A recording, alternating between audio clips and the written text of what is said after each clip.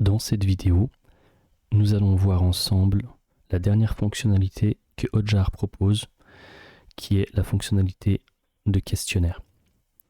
Donc on va cliquer sur ce bouton et on arrive sur la page dédiée à cette fonctionnalité. Comme dans la précédente vidéo, pour pouvoir créer un nouveau questionnaire, il suffit simplement de cliquer sur New Survey, juste ici. Comme vous pouvez le voir, dans mon cas, j'ai déjà un questionnaire qui est créé, mais qui n'est pas encore actif. Pour l'activer, rappelez-vous, nous avons simplement à l'activer ici. Alors, pour pouvoir apprendre d'une manière différente, nous allons partir d'un formulaire déjà existant. Et ensuite, je vous expliquerai les différentes étapes pour bien construire votre propre formulaire. Donc, vous cliquez sur les trois boutons, les trois petits points, Edit. Donc là, on va éditer un formulaire qui est déjà existant. Mais les étapes sont exactement les mêmes. Vous commencez par la première étape. Vous allez écrire le nom de votre formulaire. Donc là, je l'ai appelé expérience d'apprentissage. Done. Vous passez à la deuxième. Donc ici, vous avez trois possibilités. Une première possibilité d'apparition en pop-up, en pop-over, c'est-à-dire que lorsqu'il sera présent sur le site internet, il va apparaître en pop-over, en full screen, c'est-à-dire en plein écran sur votre site internet, ou à travers un lien, c'est-à-dire que lorsque la personne va cliquer sur la fenêtre qui va s'afficher sur votre site internet, elle va être redirigée vers une autre fenêtre, ou un autre site plutôt, sur le questionnaire de satisfaction. Ensuite, on passe aux questions.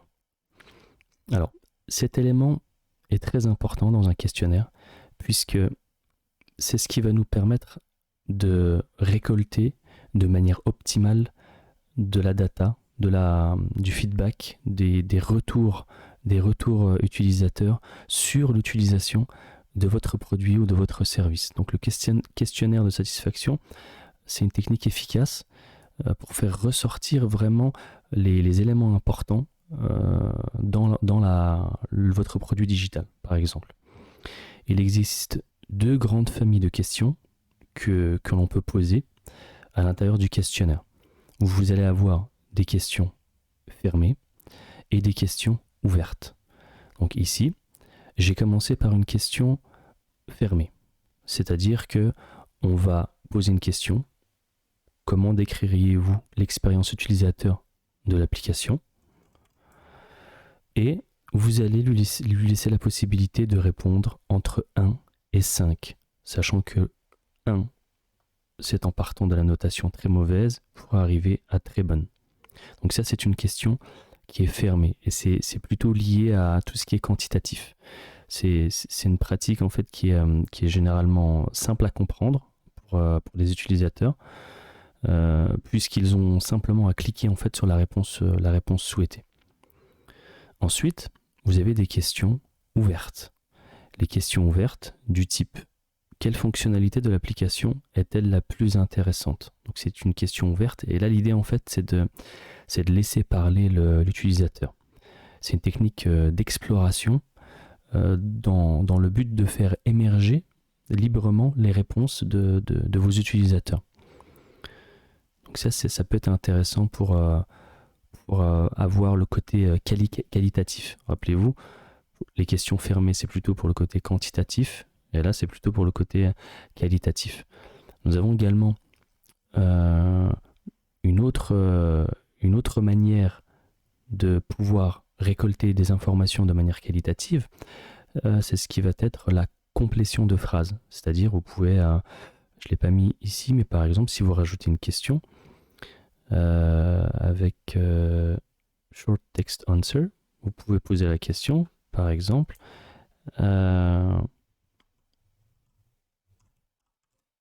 je me sens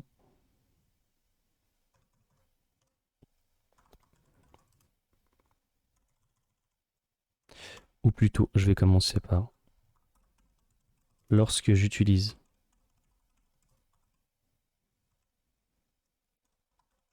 l'outil, je me sens, et 3 petits points. Et là, vous laissez la personne parler, en fait, tout simplement. Et ça peut être une technique intéressante, puisqu'elle permet de faire émerger le mot le plus pertinent. Et en fait, en croisant avec toutes les données que vous allez avoir, vous allez pouvoir dégager une tendance sur ce type de questions. Donc là, c'est vraiment ce type de questions, les questions ouvertes et fermées. Il faut essayer en fait de mixer entre les deux pour pouvoir dégager des résultats quantitatifs et qualitatifs. Alors, il faut faire attention avec ce genre d'exercice parce que on peut tomber en fait dans des erreurs qu'il ne faut pas commettre sur les questionnaires pour les utilisateurs. Par exemple, si vous posez des questions biaisées, c'est-à-dire vous allez poser une question qui va orienter la réponse de l'utilisateur. Une question du type nous avons retravaillé le web design de notre site internet avec une agence X, comment le trouvez-vous? Vous voyez, donc là en fait l'utilisateur va se dire ok, ouais, ils ont travaillé avec une agence, ils ont dû mettre un budget sur la création de ce design, donc ça va orienter vraiment de manière positive les réponses. Donc ça c'est une erreur à ne pas commettre. Également les questions doubles, il faut éviter en fait d'embrouiller l'esprit de l'utilisateur ou du visiteur en lui posant 2 questions dans une même question. Du type, pouvez-vous nous donner les forces et les faiblesses de l'application, par exemple. Vous voyez, il faut éviter en fait de poser 2 questions dans une seule. Très bien. Alors, concernant les différents types de questions que vous avez à votre disposition sur Hotjar, ici, comme vous pouvez le voir, vous avez des questions longues, des réponses longues plutôt.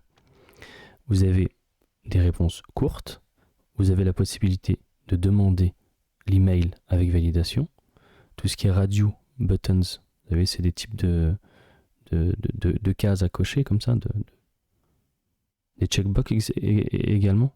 Alors là, c'est plutôt des boutons à sélectionner, et là, c'est plutôt des cases à cocher. Vous pouvez cocher plusieurs cases. Vous avez la possibilité d'avoir une échelle de 1 à 5 ou de 1 à 7.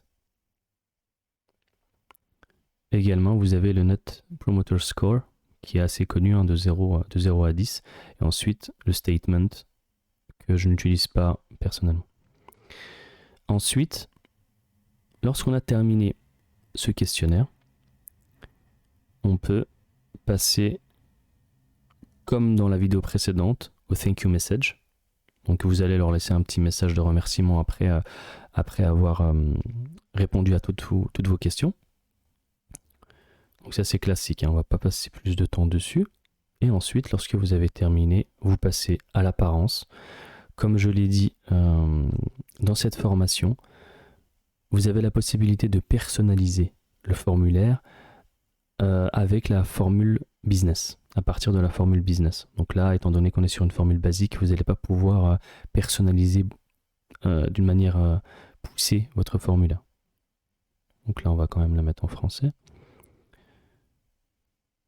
Et donc ici, vous voyez, vous ne pouvez pas personnaliser les boutons. Et le background, il peut être soit en blanc, soit en noir. Vous pouvez également rajouter un logo et cacher le logo de Hotjar à partir de la version business. Donc ça ne change pas de la fonctionnalité incoming. Et donc ici, en cochant cette case, vous voyez, vous avez 2 autres fenêtres qui viennent de s'ajouter.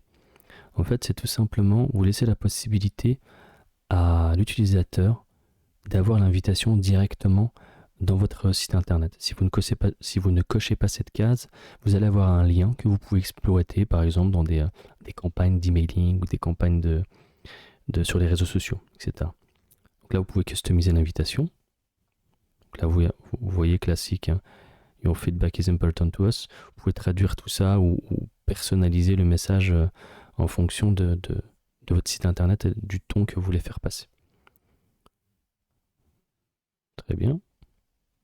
Et ensuite, lorsque vous avez fait ça, nous l'avons déjà vu, vous pouvez choisir les devices sur lesquels vont apparaître ce formulaire, ce questionnaire, donc sur ordinateur, tablette, mobile, sur toutes les pages ou sur des pages spécifiques. On a vu dans la précédente vidéo, ça ne change pas.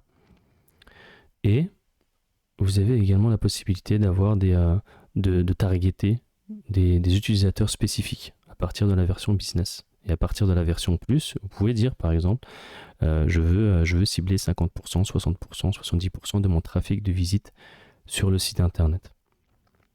Très bien. Et donc ici, vous pouvez afficher la demande directement après que la page soit chargée, après un délai, après que l'utilisateur abandonne la page, par exemple, ou lorsque l'utilisateur scrolle un certain pourcentage de la page, de votre page, à moitié. Et donc ici, lorsque vous avez quasiment finalisé votre questionnaire, vous pouvez spécifier quelques règles, par exemple envoyer les réponses via Slack, envoyer les réponses par mail. Si vous cochez, vous avez simplement à mettre les adresses email des personnes qui vont recevoir les réponses, ou à mettre une automatisation sur Zapier. Nous l'avons vu dans la vidéo précédente. Et ensuite, lorsque vous avez fini, alors ici on va décocher Done. Et la dernière action, vous pouvez le mettre en inactif ou le mettre en actif. Vous sauvegardez et vous fermez.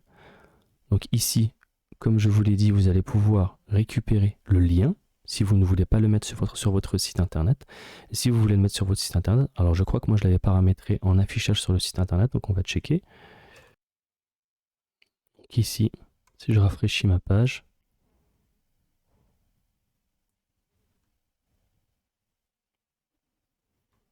vous voyez que le formulaire ou la demande de formulaire vient de s'afficher.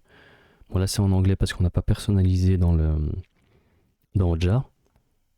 Mais lorsque je clique sur Yes, vous voyez, ça m'envoie sur une autre page puisque je l'ai spécifié dans le formulaire Hotjar, tout simplement. Vous voyez, on va essayer de noter.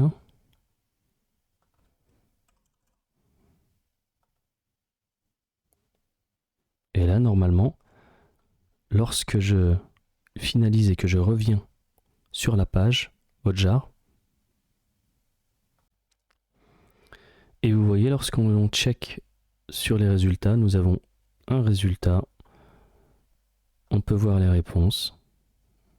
Vous voyez, c'est les résultats que je viens de taper en fait, tout simplement. Et vous avez la possibilité évidemment d'exporter vos résultats pour les partager. Donc gardez bien à l'esprit que lors de la construction d'un site internet, ou le développement d'un site internet, ou d'une interface web, ou d'une application web, il faut vraiment avoir à l'esprit que ce type d'outil, ça va vous permettre en fait de comprendre vos utilisateurs, d'orienter le développement de vos produits ou de vos services en fonction du réel besoin du marché. Vous voyez, et la meilleure façon de faire ça, c'est de confronter tout de suite votre produit au marché et de récolter de la data, des feedbacks, des résultats, des retours d'expérience, des retours d'utilisateurs pour améliorer votre produit ou votre service dans le but de dynamiser vos ventes, tout simplement, de dynamiser votre activité.